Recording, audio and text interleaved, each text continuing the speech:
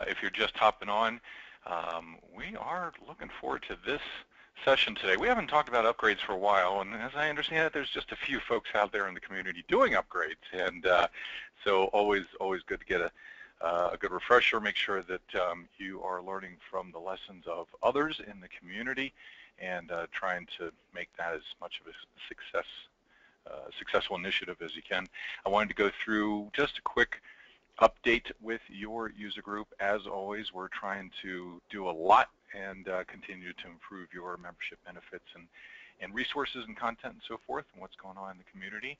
And so let me first announce, I should have some fanfare ready for this, a new OneSource series.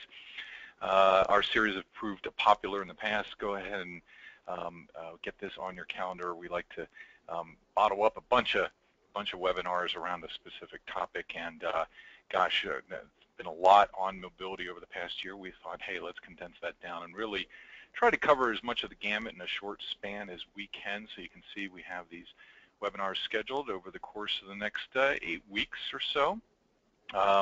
Really not only just mobility around NAV, but really talking about also the equipment choices and the testing you have to go through and all those considerations that can really really curtail a mobility installation for you. So hope you enjoy this series. Go ahead and sign up for those.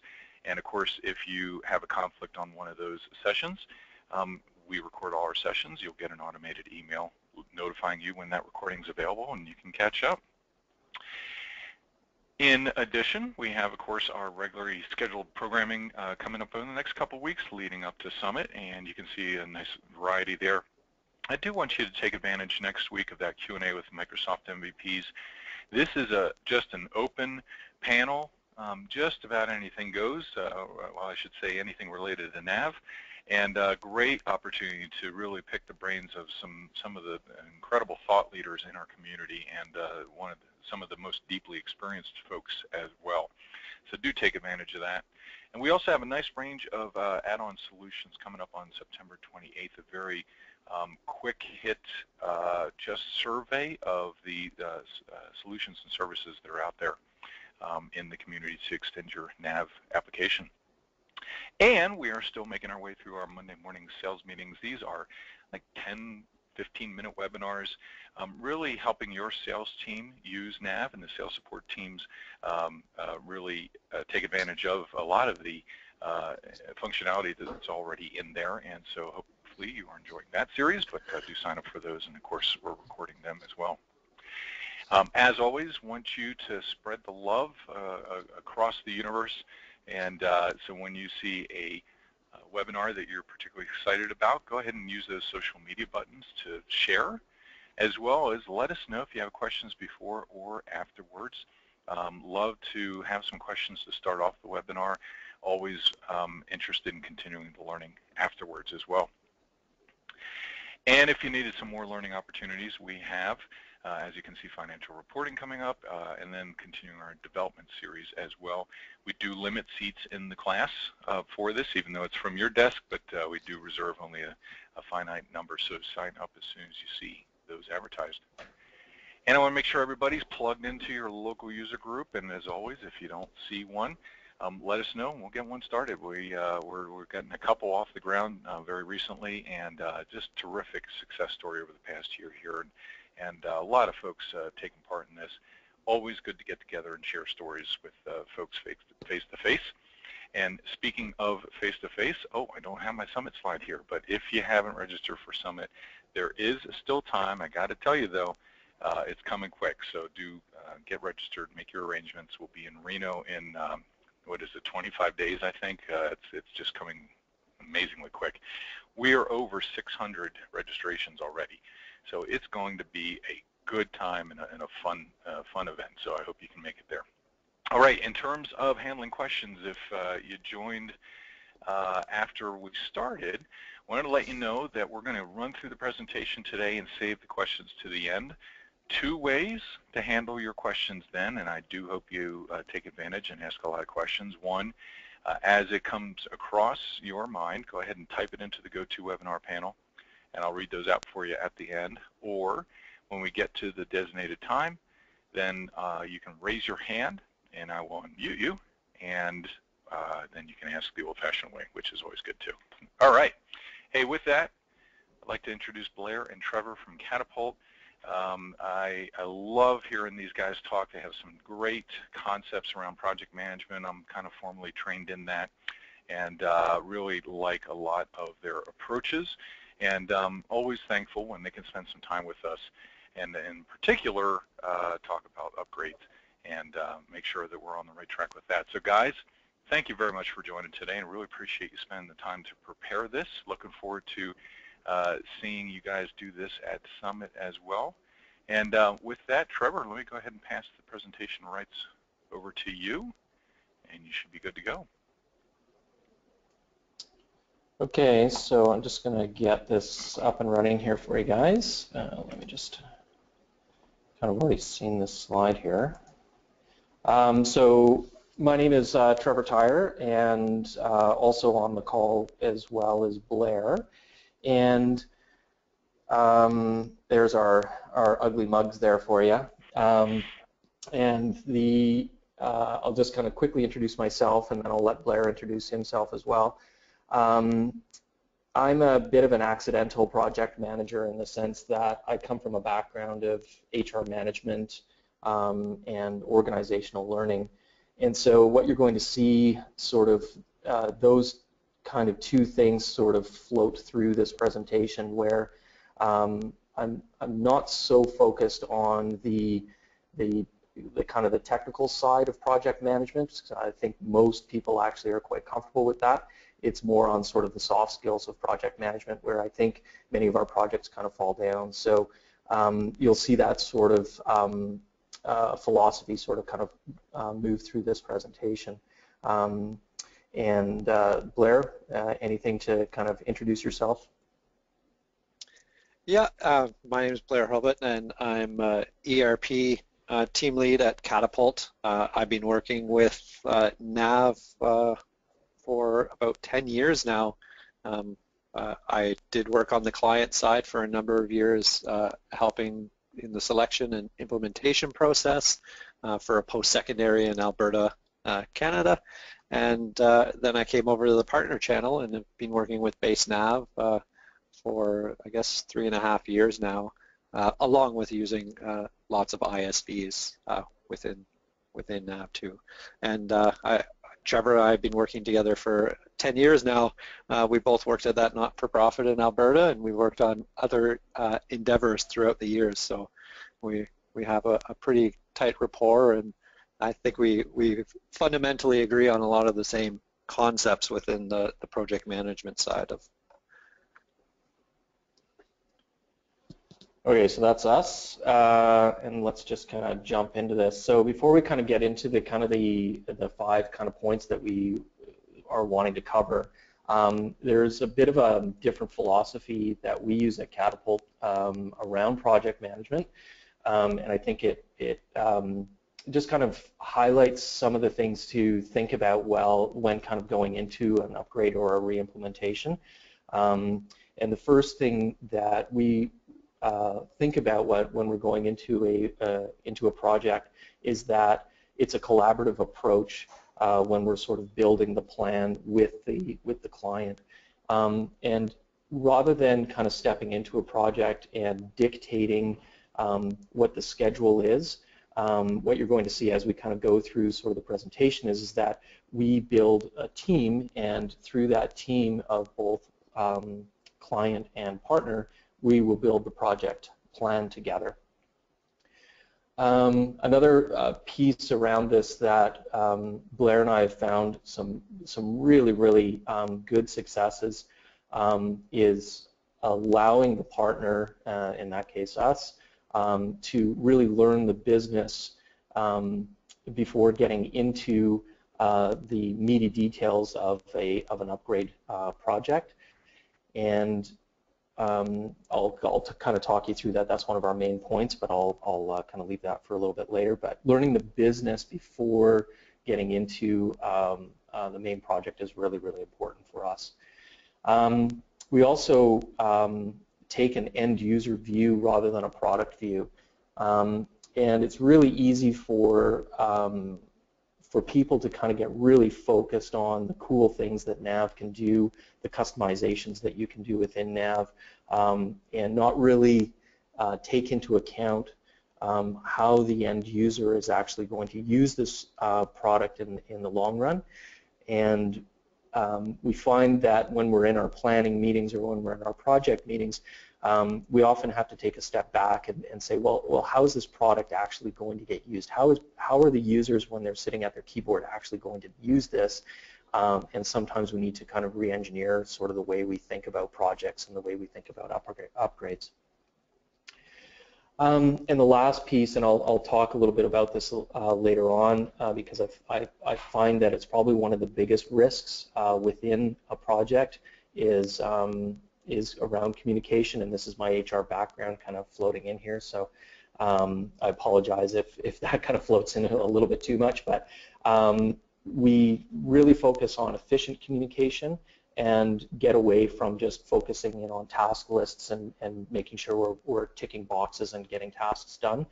And I'll show you a couple of tools that we use here at Catapult to facilitate communication and still have a task list. So I'll show that near the end of the presentation. So with any kind of project sort of piece, you have to go through this wonderful little thing of scope, time, and cost. And I really kind of find this funny, because this is one of those first things that you always learn whenever you're doing a project management course, is this time, cost, and scope. And I'm actually doing a kickoff meeting later today, and this is actually on one of my slides for the kickoff meeting. And instead of it being kind of time, cost, and scope, what I do on this triangle is I put, instead of time, it's 3 months, instead of cost, it's $70,000, and instead of scope, there's a statement at the bottom.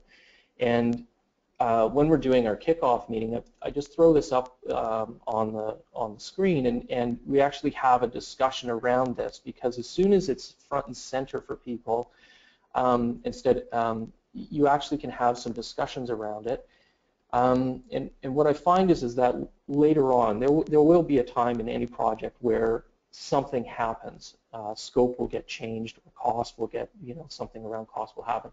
And this idea, this really simple diagram with, the actual values, not just time, but actual value of, say, 3 months, can be brought up again really quite easily and facilitate a conversation around, okay, we're going to change the scope somehow. What's going to give? What are we going to move around this? And instead of it being sort of an adversarial sort of conversation, it all of a sudden becomes a conversation about talking about this silly little triangle that we kind of brought up near the very beginning of the project. Quickly chatted about that. That obviously, and a change to one is obviously is going to change all of something else. But I think in this, the biggest component around it is making sure that everybody is on the same page or has the same idea around it, that a change in one of these is going to affect the others. And sometimes I think there isn't that common understanding when going into projects, that it's very, very easy to start to change things midway through a project, and yet you need to start having those discussions to make sure that these things are if you change one, you got to change at least one or the other. One thing that we really focus on, and I think everybody needs to focus on, is the fourth component of this, which is quality. And when we talk about quality, we're talking about not just say testing, UAT testing. We're talking about good process design. We're talking about good discussions at the beginning to figure out what the project is going to be about. A change in quality is going to affect time, cost, and scope.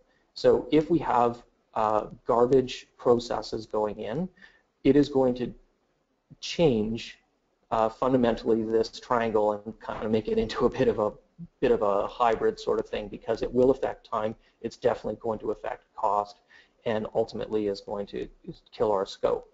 So we need to make sure that whenever we are planning a project, we are actually planning quality and baking that straight into our project plan. And that can come through in spending more time in planning out our scope. It could be spending more time in testing, which we'll talk about a little bit later on. So just make sure that quality is a part of this concept.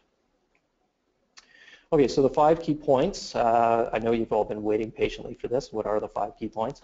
Plan for the upgrade. And in this, I'll kind of go through sort of a bit of a planning cycle of how you can do it. Building a solid team. And for us, the team is made up of quite a large group of people, and I'll talk through how you kind of go about that. Again, my HR side is kind of floating in here quite nicely. We have something here at Catapult that we attempt to do with all of our clients, and I would suggest doing it with any of your projects as well, is to do some sort of an initial analysis engagement. And I'll kind of talk through what that actually looks like, because it's we've been finding that when this is done, projects are often smoother and get off on the right track right from the beginning. So I'll talk about the analysis. Factor in some form of NAV complexity. So we know that NAV is complex, but sometimes when we're actually building our project plans, we don't build in that complexity. And so I'll talk a little bit about that and how to kind of control some of that complexity. And then the last piece is just around communication and how to facilitate communication when you're building your project plan, but also going through the project itself. So first one here is the planning for the upgrade. There is 3 points on this one. There's kind of the common planning scenario, which I'll go through, which I think some of you will probably have gone through, and we'll talk through that. Planning for the upgrade, and then coming up with some sort of a planned approach for your upgrade. So this is a really sad but common planning scenario that Blair and I have seen kind of time and time again, and as I go through it, I'll kind of start to break it down a little bit to kind of give you some of the questions that you should be asking. So the first thing that we often get the calls for, or we get called in to assist, is the realization that your version is no longer supported. And this shouldn't become as a surprise to you, but this actually happens quite frequently. And so around this, you should be asking the question or planning out what your or when your current version is going to no longer be supported, and start building a plan now so that you can actually, instead of kind of figuring that out at the last minute, you're actually kind of planning that out ahead of time. So then the next step that happens is that you are kind of put into this position that we need to then upgrade, and you may or may not have a partner that you work with on a regular basis. You may have done an upgrade years ago or an implementation years ago, and you have internal resources that are supporting your NAV. And so then what you're doing is you're then going through a process of trying to find a partner or trying to get a group to kind of assist you. And this is difficult in the sense that you're kind of now working under a bit of a time crunch, in the sense that your version obviously is no longer supported or going to be not supported in the near future, and you then all of a sudden you're trying to like scramble around to trying to find a partner. So our suggestion to you is that find a partner now and start working with that partner early in the process, rather than waiting to the last minute and then having to kind of push things through and not doing due diligence around working with your partner. So often what we have then is this idea that there's often a lot of sticker shock when it comes to doing an upgrade. If you haven't planned appropriately, you may be in a bit of a struggle, because often these projects are expensive, so they come out of capital budgets. And if you haven't planned appropriately for them, you may not have the money or the resources available to kind of pull these things off. And so often what we find is that in the finding of the partner is that sometimes you take some shortcuts, and you may choose a partner that may not have full experience or may not have experience in your industry. And so, you know, this is not always the best approach. And so, kind of going back to that first thing is plan really, really early for your upgrades, so then you can kind of make the choices kind of moving through this. So this for me is kind of a bit of a pet peeve, and I struggle with this one quite a bit. When I'm working with kind of project sponsors or a client, they'll say, well, we want to implement on November 30th, and you know it's kind of well, how did you come to that decision? What was the decision around that? And often there's really no decision. It's an artificial date. And when we start to build the timeline together, we are really starting to have to force some shortcuts in the plan to meet this artificial deadline. So if you're planning ahead of time, you don't need to create the artificial deadline. You can actually create a deadline that of your choice, rather than having to create this one that you're then trying to push a square project into a round project kind of idea. We see this, and I'm sure that everybody's been involved in a project that has zero scope and budget control. And what we've seen with this is that it happens quite a bit. You need to have a really strong team, and we'll talk a little bit about this in a bit, of how to control some scope creep. That you need to control it, otherwise your project will never get off the ground. And if it does get off the ground, it's going to end up being kind of a half-deployed system, and often ends up with the users not very happy with what has been deployed. So controlling scope and controlling budget, even though it is difficult to do, ends up with a better product in the long run. And sometimes those discussions are not always fun, but they need to happen. Otherwise, you're not going to have a product that's actually deployed properly.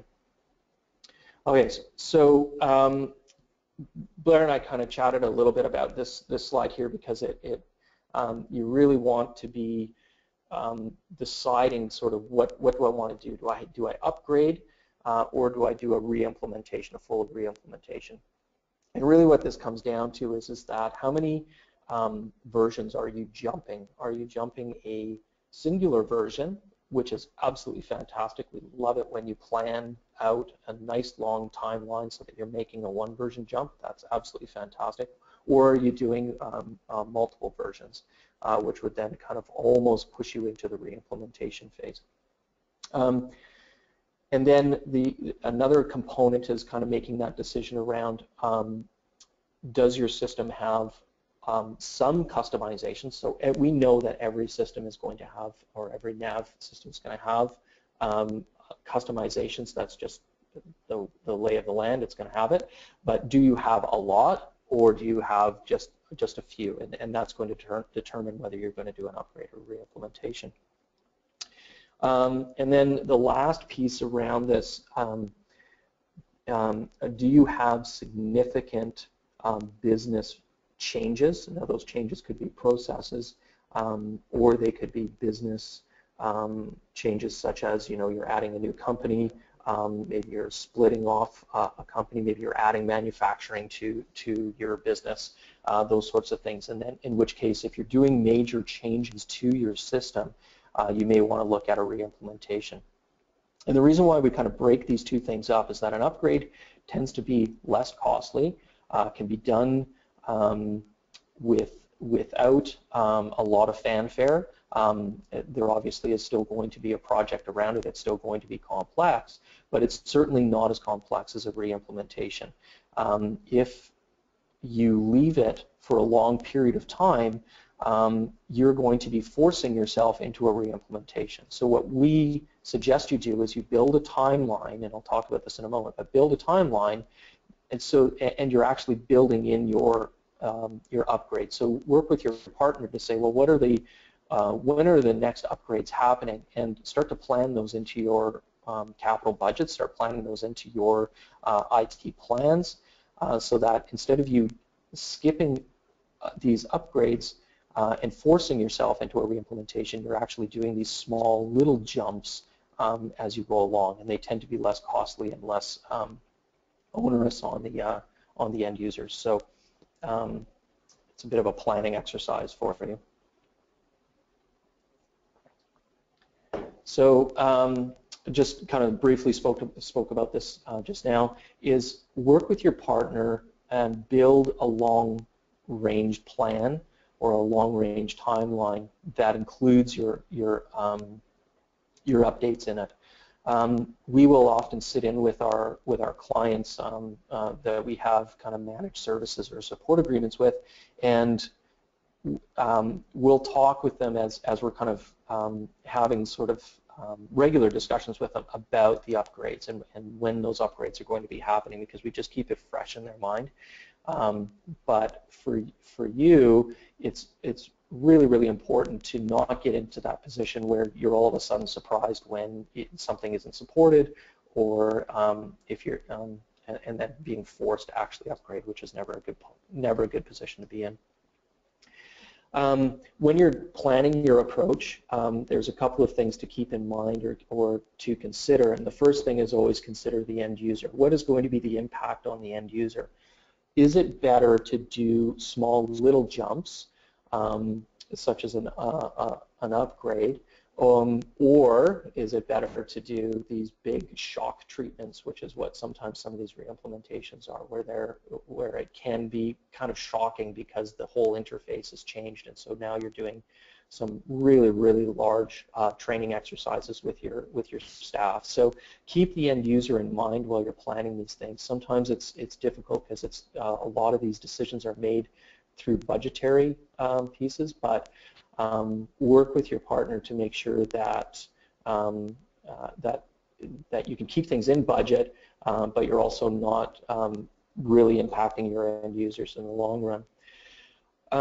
Plan out your changes to business structure. If you know that you're going to be changing, making changes to your business, take a look at or work with the partner in the sense to see if there are additions to your NAV product that you could add on, or is there a change in a future upgrade that may meet those requirements for you. If you're planning it out ahead of time, it makes life a lot easier for you. UAT, or user acceptance testing, make sure that that's always part of any sort of planning that you're doing, and we'll talk a little bit about that in a bit. And then any sort of customizations. And the reason why I bring this up is that sometimes we customize, and it's great. We go through these customization pieces, but those customizations, as you start to upgrade, or if you do re-implementation, may not be useful anymore. You may be able to retire those customizations through new base NAV functionality, and sometimes customizations need to be rewritten as you move through into another version. So it is important to keep customizations to a minimum as much as you can, but also at the same time also understand what may happen to your customizations as you move forward. So if you have a highly customized system, you want to make sure that you are keeping that in mind while you're planning out your upgrades. And then what type of upgrade are you doing? You know, are you doing just a straight technical upgrade where you're moving just from one version to another, or are you also doing some other components to it as well? Are you adding in some small functionality? Are you adding in some new business rules or something like that? So just kind of be aware when you're planning these things out that you can just do a straight like for like upgrade, and those tend to go a little bit easier. But if you are adding in new processes or customizations or components to your nav, you want to make sure that you're planning those out appropriately. Okay, so I'm going to put on my HR hat for a little bit, because one of the biggest risks in any project that I've been in or kind of come in to assist with is usually around some form of teamwork that's kind of gone a little bit sideways. And so we're going to talk really quickly about kind of what the whole team structure is, and then kind of how to build that team. So this is talked about, I think, in every single project that I've been involved with, but the ones that are really successful have a strong internal leader. And the internal leader, or your internal sponsor, has to be highly engaged in the project. They have to have an understanding of what the project is about. Some of the projects that I've been in where the project sponsor is not engaged tend to be really rocky. So right out of the gate, make sure that you have an internal sponsor who is 100% on board, understands the needs of it, is going to go to bat for you in the high-level meetings where maybe you need to increase budget, or maybe you need to move the time out, or maybe you need to kind of push back on scope a little bit. This person has to be highly engaged. So it's always talked about, but it's really difficult to kind of bring into practice. I'm just going to say that in the projects that have been absolutely amazing, usually the internal leader is absolutely amazing to work with. Identify your super users. So this is our end user focus, coming back in again, where what we find with some of the projects is that the end users really don't come into play until the very end when we're doing user testing. And I'm going to push back a little bit and say, well, why is that? So get these end users in the planning process. Get them in the process really early, even well before you're doing your project plan. Your super users should be involved, and where they get involved is they should be identifying the pain points. So when you're making the decision on an earlier slide where we were talking about, am I just going to do a straight version to version change, or am I going to be adding functionality? Often your super users can be coming forward and saying, we have these pain points. These pain points are really stopping us from doing certain things, or they're adding a lot of time to our workflow.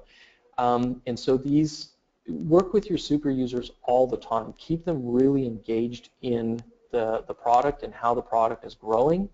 And I think that you're going to see some really huge benefits of it. And for me, anyways, one of the biggest benefits around including your super users early on is that they're way more agreeable to change. And at the same time, when they start asking for scope changes, if they understand the whole project, they will be more understanding when you say, no, we can't do something. So get them involved early. We often find that sometimes the driver of our NAV projects is the IT department, and obviously they're a huge component of any project that we work with, but we need to make sure that the whole business is being included. So if there's a warehousing component or something like that, let's make sure that we have a super user or someone from that business unit that is a part of the project. We have been in projects in the past where business units were excluded for some reason, usually internal politics, and what we find is usually those are the areas that get a little bit messy near the end when we start to go live, and they haven't been included. And then the last component, which is absolutely a huge part of this, is the partner. And it has to be an inclusive team where the partner is a part of it. It's not adversarial. It should never be adversarial. It should be this team that's kind of comes together and works together really well. My next slide here will kind of talk through that in a minute, but the partner is absolutely critical in this process. So I'm just going to put these up. This is like HR 101 here, sorry about that. But when we're working through team, nobody really ever talks about this, the storming, forming, norming, and performing. And we've all gone through teamwork exercises in all of our kind of organizations that we've been in, and we've all seen these things come up. But think back into some of the projects that you went into, and I've worked on projects that never actually left storming and forming. They never left it, and it was because of difficulties with the team kind of coming together. You do not want to be spending the vast majority of your project in storming and forming. You actually want to spend, sorry, there's an error on my slide here, but you do want to get to norming really quickly. What we see is that when you're working with your partner and it's kind of it's not a planned partnership, but something that's kind of you going back to that common scenario piece, is that you're choosing your partner based maybe on cost, or maybe on a quick turnaround, because you have a quick turnaround to move or do an upgrade. You don't have the time to kind of build a solid team with your partnership. Now, it's really easy to build, kind of going back to those 4 circles, it's really easy to build the partnership internally because you've probably been working for years together, but now you're adding in the partnership into that, and all of a sudden it's going to throw everything into turmoil for a little bit. And so make sure you get through the storming and the forming component quickly so that you can actually get through into the meat of your project. It's going to happen, and when you throw new things into a team, I mean, you can even think of this when you put new team members onto a project, all of a sudden things kind of get rocky again, and things don't work the way that they used to. But you have to get through it. It's organic. It's going to happen, but figure out ways, and often it's just done through really solid communication, to actually build a really solid team that you can kind of then get some really, really good work done on your project. Okay, and so one of the things that we do here at Catapult, and I'd suggest kind of throwing this out to everybody, is that if you don't have a partner, start looking for your partner now that you're going to be doing your upgrade with, and engage with that person, or even if you have a partner, is engage really early on in some sort of an analysis engagement. And I'll talk through why we do this, and then sort of the benefits of why we really, really like analysis engagements before getting into a really big chunky upgrade or a re-implementation. So the first thing that it does is, going back to that storming, forming, norming, and performing, is we're able to build the relationship in an engagement that is small. There isn't often with these analysis engagements, we have a lot of flex on time. Usually it's kind of, sort of a look and feel into what it is you do, learning the business processes, making some suggestions, a lot of training. We really love in these engagements to learn about your best, do some best practices, do some training. It just kind of allows us to get through the really rocky times in an engagement that really we have some flex on time, which is really, really important. We get to learn about the business, and we get, I think it's tough when we get brought into projects and we don't have an analysis to begin with, because we are asked to make estimates on time and cost without fully understanding your business and understanding sort of the customizations that are in there, your business flows, the things that you do on a day-to-day basis that you take for granted, but we have to all of a sudden become really, really familiar with, and it's tough for us to do it. So we like to learn the business first and then together we can build that plan. But without the business knowledge, it's really difficult to build the plan. The other piece around this is that it eliminates one of the biggest risks. And for me, the biggest risk in any project is really crummy relationships between a partner and client. And it does happen. I've been involved in projects where it's not an agreeable partnership. And by going through these analysis pieces, you get through sort of those initial stages of learning who each other are and being able to build a relationship where you can actually get some really good work done. So the benefits of this approach is kind of it benefits everybody. So from the partner side, we get to understand your business and we get to understand sort of the pain points, so we can start to work that into your upgrade. We can understand your customizations and what needs to change. There may be customizations within your system that can be retired, or maybe we need to make sure that a customization will work if we move forward with an upgrade. More importantly, we can estimate the work better. Going back to that original scenario piece is that it's really difficult for somebody to just estimate an upgrade or a re-implementation without actually understanding the full business. And so there is a real big risk in the actual budget. And so this is, by going through these analysis phases, we find that we have better ability to estimate, and we're often much closer to our budget when we go through this process first. From the client side, you get a lot of time to work through business processes, and these facilitated, what we often find is these facilitated sessions start to break out your processes a little bit more and allow you to kind of make some business decisions around, do we customize or do we configure or do we change, those sorts of things. Do we change a process that we're doing to, meet the need of the upgrade or whatever you're doing. You get to understand the cost and scope a lot better. Kind of comes back to estimating the work.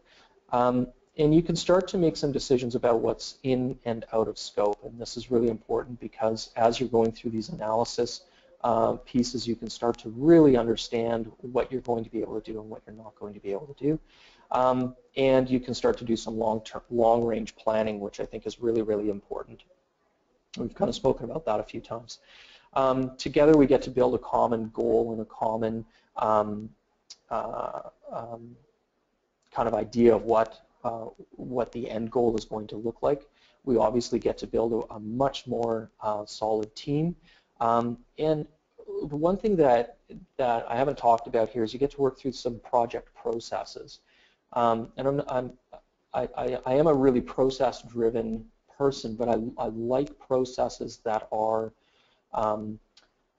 that work for both client and for myself, because if I create something, a project process like task lists or how to do a communication plan or a risk register or something like that, it may not work for the client, and there may be some kind of back and forth. And some really common things around it is, how do we share documents? How do I invoice at the end of the month? You could spend 2 days going back and forth with a client on your in a project just around invoicing and how your invoice needs to be looking and what information needs to be included on the invoice. Well, that shouldn't be done during a project that has a really tight timeline. That should be done well ahead of time in some sort of an analysis engagement, so you can actually work out those processes. So when you're getting into the meat of the project, you're not kind of dealing with these garbage issues. So you're just dealing with getting stuff done. And the last piece around that is you're building some common terminology. When we do these analysis engagements, we find that there's a lot of training, and in that training we start to build some really common terminology that we can kind of go back on and look at. Okay, moving along here, another piece in this, and we know this, that NAV is complex, and I'll talk a little bit about configuring or customizing around testing, and then obviously controlling the creep. and that's not your partner. Your partner is not your creep in this, but we'll talk about scope creep. So around the configure or customize, I think every project starts with the saying, somebody will say it, we want to limit the number of customizations that we have. And I think every single project that I've started with, somebody actually says that. And it's a really great saying, and we love to hear it because customizations add so much complexity to a project. But in reality, what ends up happening is when we start getting into a project and the end users start speaking up and we start going through that, the end users will often kind of bring up, well, we needed to do this. And the this part of that involves some form of customization. So make sure that when you're going into it that we are including the super users really early in the process who are decision makers around customizations. Make sure they're included early in the process and understand sort of the goods and the bads of customization. It's great to customize, but you know what, we may be able to do the same thing with some form of a configuration, and that configuration may involve a little bit of manual process, but is going to save us time and is going to save us a lot of scope creep. NAV, I really like NAV because pretty much you can make it do anything you want, which is a bit of a problem because end users will ask the world, and we need to make sure that we are controlling that a little bit. So be really careful in the discussions from a client side when you're talking about customization, because we've even been caught with this. Actually, the other day we got caught with the kind of the cool customization that you can do within NAV. We were approached by a client to solve a problem for them, and you know, we sat around the whiteboard and we whiteboarded the heck out of it, and we brought in the developer, and the developer gave us a really cool sort of way of doing it, and it was going to meet the client's needs really absolutely amazing. But when we estimated out the time to actually create this, we quickly realized that there was no way that the client would ever pay this. And so when we sent it over to them, we knew that that was going to happen. It wasn't until a few days later that we were sitting around, you know, again having a coffee and whiteboarding things that we really understood that there was a kind of an easy way to do it through just doing some configuration and making a better business process that put a little bit of more emphasis on the end user to actually do a few manual processes. But in the end, we were able to cut the cost by, you know, well over 50%. There was no customization that was required, and really it was more around training and around some simple customize or a simple configuration, and it was going to happen. So be careful because NAV can do quite a bit of stuff. So, and the last piece around it, and going back to my story there, is customizations sometimes don't always start with the client. They sometimes start with us as the partners, that we hear what you want to do, and then we'll immediately kind of move into customization mode rather than kind of stepping back. So I think sometimes it's when you're bringing forward these business problems or things, is to say that it's okay to not to customize, but to actually give us some sort of manual process, and we're okay with a manual process if it meets kind of the business needs in the end. So don't always kind of jump right away to customization is what I'm saying here. Going back to the idea that quality pushes back on our three other pieces: scope, time, and budget or cost. Make sure that you are putting quality into every decision you make around your upgrade. Absolutely critical. We have where most people go into the quality discussion is around testing, and there's really two levels of testing. One starts with us when we're doing development of customizations, or we're putting together the product to kind of come over to you. We need to make sure as partners that we are testing thoroughly within before we deploy over to to the client to make sure that that's there. But at the same time, we need to make sure that we are testing very heavily on the client side. It's really easy for us to test, but we don't know all of the things that end users are doing when they sit down at their keyboard. And there is some very amazing things that users will do that we have no idea how to test. So there has to be testing done on both sides, and you have to plan for it in your project plans. And when I say plan for testing, put that into all of your project plans. If you are putting in if you're putting in a week for testing, put in 2 weeks. You're guaranteed you're going to find a bunch of things that are going to need to be kind of fixed after testing. So just make sure that you're adding in an appropriate amount of time. At the same time, I get really, really scared when we are going into a project and there's no time built into it for actually training the testers. So what we tend to do, and I think that this is actually a really good best practice, is build training for your testers on the new product. It doesn't have to be a lot. Often it's just pointing out where buttons are. Maybe there's some new functionality. Maybe there's some best practices that you can chuck in there just to kind of move them along. But I get really, really scared when there is no training for the testers. At the same time, there has to be testing scripts provided. Don't just set your testers loose in the system and say, do what you do on a daily basis, and then let's just see what kind of falls out of that. It absolutely never works. Build some testing scripts. Make sure that those testing scripts are solid, and you will have much, much better results around your testing. So I can't stress that enough. It absolutely needs to happen. So controlling the creep. Creep comes from both sides. It actually comes from obviously end users. Often is a really common one. When they're in testing, they'll often find things, or during sort of discovery sessions, they'll start kind of pulling out sort of ideas that need to be changed. So those it can happen on that side. It can also happen on the partner side as well, where an original estimate for a project may not include a customization, but later on down the road, what will be seen is that maybe a customization is better, and the partner starts to kind of roll that in. So it's a partnership, and it's teamwork between both the partner and the client. Make sure that you're both controlling it at the same time.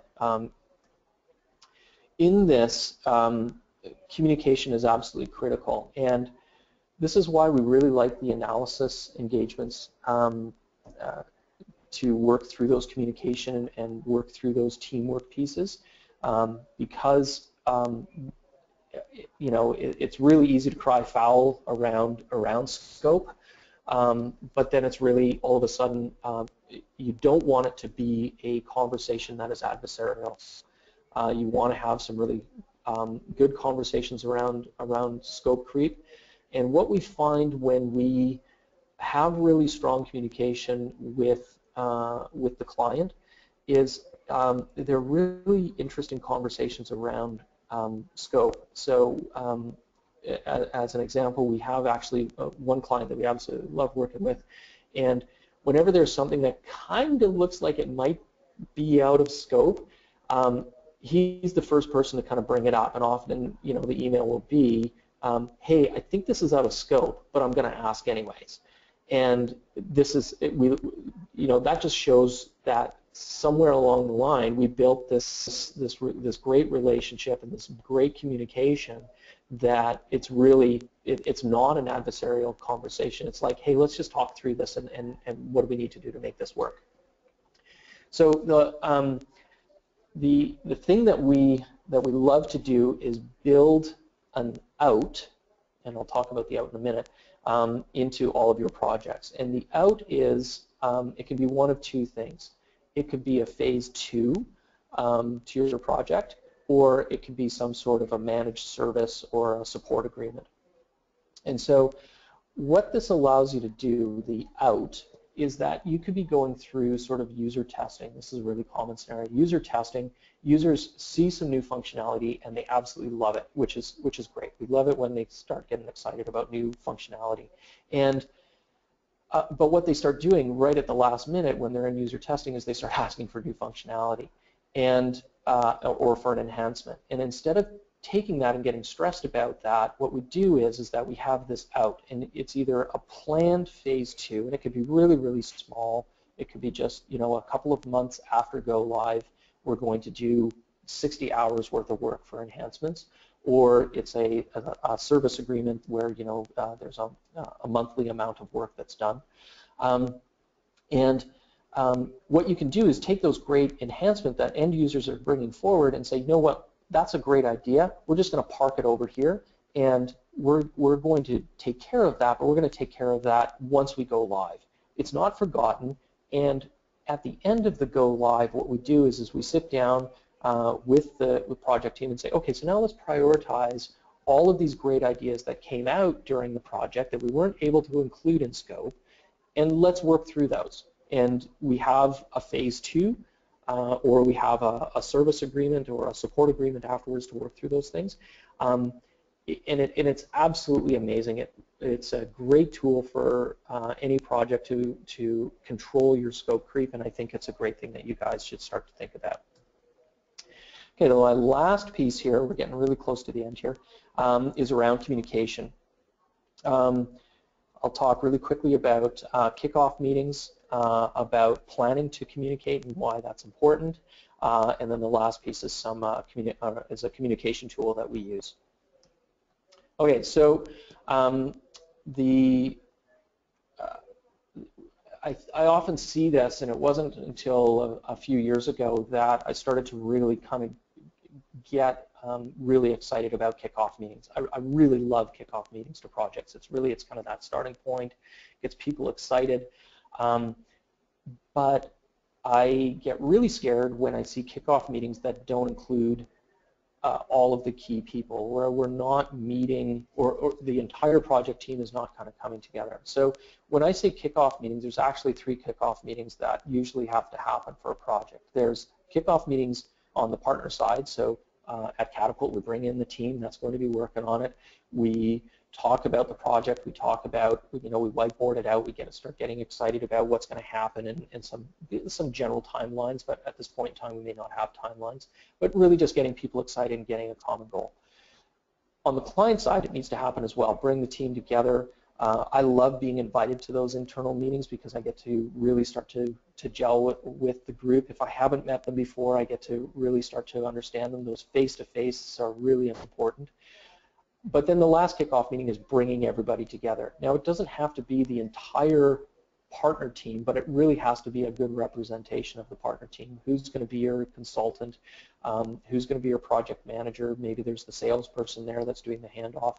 But those kickoff meetings are really, really critical to build the common goal of what are we trying to deliver.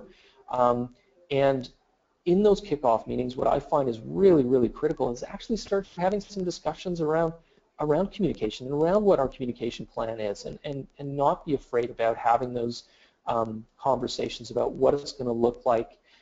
What's it going to look like if we have a disagreement? Who's going to be involved in those discussions when we have a bit of a back and forth? So start to build your communication plan into your kickoff meetings. I think is a really great thing to do. The kickoff meetings are really about teamwork and communication and less about planning. I think that going back to the idea that one of the biggest risks that you have in any project is that teamwork component and having poor communication. Use those kickoff meetings to really drive the point across that in the end we are a team. This is a team sport that is we're delivering this thing, and communication is a component of it. around the communication pieces, you have to have a plan for the project. So, and the communication plan for me is often really quite simple. How often are we going to meet? Who's going to meet? And what are we going to talk about? And those pieces you need to be really, really strong with, and you need to continue with that through the entire project. And what I mean by that is that it's really easy when a project kind of goes into a bit of a lull, so maybe there isn't a lot of work being done on it because of something or other, that it's really easy to say, well, let's cancel that meeting. We don't need to have that meeting. And I'm going to push back and say, that's the time when you actually do need to have the meeting. You may be able to cut a few people out of the meeting. Maybe you don't need to have all of the stakeholders that are normally in those project update meetings, but at the very least you need to meet. And in those meetings that are not really focused on maybe tasks and you know, kind of planning out the next couple of weeks, you can actually have some really great open and honest discussions about how it's actually going. Are you okay? Is the team working okay? Have we found any issues around our communication or our project processes that need to be changed? These are times when you can actually get some garbage out of the way, get rid of some of that clutter that makes projects really difficult to work in. It makes it a little bit easier for you to work. So if you have a communication plan that say we're going to meet every 2 weeks or we're going to meet every week, stick to it. Don't let those slide. If you need, you know, say something falls on a holiday, reschedule it really, really quickly for that, you know, like right afterwards, so you don't lose that momentum of those check-in meetings. Kind of already chatted a little bit about this, but really define the purpose of those meetings and stick to them. So my last slide here is I find that project or project tools like Gantt charts and Excel task lists and all these other things, I find are often really difficult to work with, in the sense that in the end goal, what we want is a tool that assists us when we're talking about tasks. We want a tool that initiates conversation rather than just kind of looking at a screen and saying, okay, well, did you complete this task, yes or no? Did you complete this task, yes or no? So the tools that you choose should increase the communication in the group rather than sort of shut it down. And so I'm going to put a shameless plug in here for a product that we've started to use, which is called the Pulse. This is what it looks like. It's really, really great. This is basically the client-facing side. But what we really love about this particular product is that we just pop this up on the screen really quickly and share our screen during our status meetings. And it's really, really easy to see what's being completed, where things are at. This is all customizable. You can put in different statuses, who's working on it, what's our due dates, those sorts of things, total hours. You know, all of this is all customizable. This is just one sample that we have with one client, but you can have as many different columns in here as you want. But what we really love about this is that it increases the amount of conversation when we're having our status meetings. It's very, very clear what has been done, what has not been done. It's colorful. It increases the amount of conversation rather than shutting it down. For us on the back end, as far as project managers go and people that are actually completing the task, there's a very robust piece in behind that allows us to track tasks and allows us to kind of keep up to date on things. But client-facing or as far as a team-facing, it's really, really great, because we just love the interface that it has here, and it just allows the conversation to flow really nicely. So there's one example. I'm sure there's hundreds more out there, but find a tool that works that helps communication rather than breaking it down. Okay, that's all I got. So are there any questions at all? Yes, let's quickly move on to questions. Thanks for staying over, everyone, and getting to this. You know, Trevor, real quick, I just want to underscore the testing. I think every session that I've participated in here in NAVUG has talked about upgrading and just overall project management, in particular upgrading, has talked about that. From the members, from the partners, you cannot spend enough time doing testing, and so much better to discover issues beforehand. So I wanted to underscore that for everybody. Take your planned testing time, and Trevor, you suggested doubling it, and maybe tripling is not out of the question. So yes, thanks for highlighting that. I don't have any questions in the queue. I see Robin has her hand raised, so Robin, I'm going to unmute you, but a reminder, if you want me to unmute you, raise your hand or type in your questions to the Q&A panel. Robin, you are unmuted. What's your question?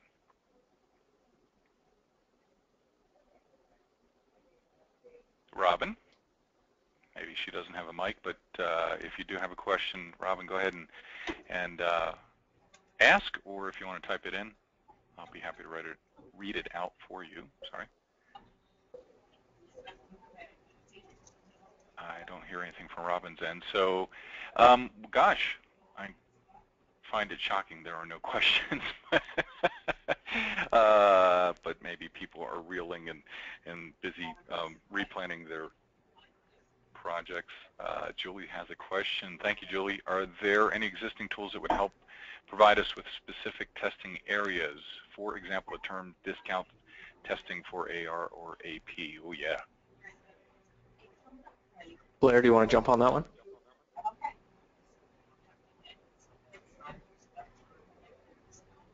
Blair's my technical man, but he seems to be out right now. Sorry, I had my mic also muted at this point in time.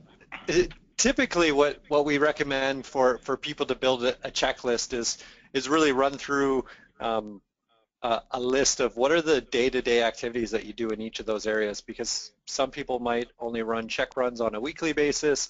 They might have different batches for all of the types of check runs that they run. So what we typically suggest is run through the checklist of everything that you do, and then consult with your partner to say, is there anything that we're missing right now within this list?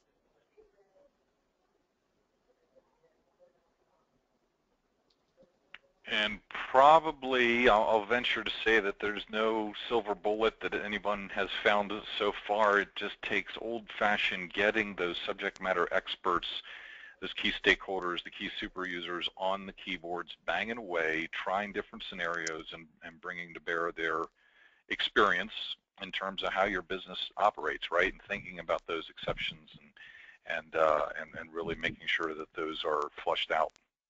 Yeah, exactly. And what's really going to happen is if the client does the work at the beginning to identify this is how we do anything, your partner should be able to, at this point in time, to say, well, this seems like a really odd process, and maybe you're taking 10 steps to do something that NAV can do in 2 or 3 steps, or you've built all of these workarounds because you need some end user training. And so the partner then can train you when you get to the user acceptance testing to say, okay, this is what you guys currently do. Here are some additional features that you might want to leverage to get rid of these spreadsheets that you have on the side. Return orders is typically something that we see with the majority of clients, that they're not leveraging them, they're not using them today. They have a subsystem sitting on the side, but until the client tells us that they're not using them, or if we see a gap in their testing checklist, then we know we can go in there and actually train them back up on it. Because again, some clients have worked with multiple partners, they've had turnover in staff. There's a lot of different reasons of why you might want to have that checklist just internally for your own long-term support. And then it'll also help the dialogue between your partner and yourself during the user acceptance testing. I was always a big fan up front of getting all the systems down on one page. Have a box for each of them. It's very easy to do in PowerPoint. List the primary functions of those systems underneath, and get that full picture, that really does help the partner, just as Trevor was suggesting there, understand what's going on in the total environment where there may be an opportunity to consolidate, streamline, integrate, and so forth, maybe move some of those processes around. And I got to tell you, it's very natural to say, let's not inventory everything that we do up front, right? That's a pretty big effort, and I've seen it pay dividends multiple times. It's a pain to do, but boy, is it set up for better communications, gets everybody on the same page, helps you formulate that testing plan, does identify those opportunities for improvement. A lot of downstream effects if you take the time to do that up front.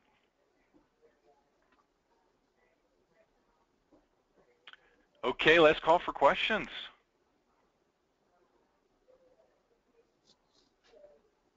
No question, guys, about how can we ever do it faster? Does it really require all this time? And the answer is unfortunately yes, but no, I don't see any other questions, no other hands raised. So guys, thanks for putting up your contact information here, Trevor. Certainly if you have questions that come up after, contact Trevor, and another great option, of course, is don't forget there are an awful lot of NAVUG members who have done this process. And if you want to throw that, any particular question out on the discussion board on navug.com, great way to tap into the collective experience in the community.